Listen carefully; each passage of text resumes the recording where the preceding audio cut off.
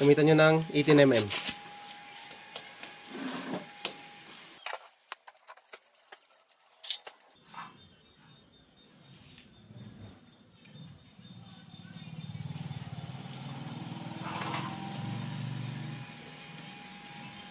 Ayan, kita ko na yung problema nito kung bakit siya naging sliding. Ayan, lapit mga bossing. Ito, mapapansin nyo. Kuha ko ng sample.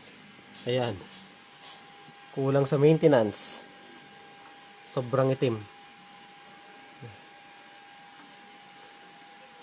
So, ito yung dahilan kung bakit tayo mabilis ma-clutch lining. Hindi tayo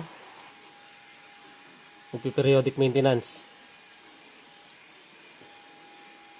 Okay, pag ganito dapat talagang ugalin nyo lang yan. Huwag kayong tataas sa 2,000 kilometers. Pero pag kanto-kanto lang, pwede siguro yun 3,000 sagad.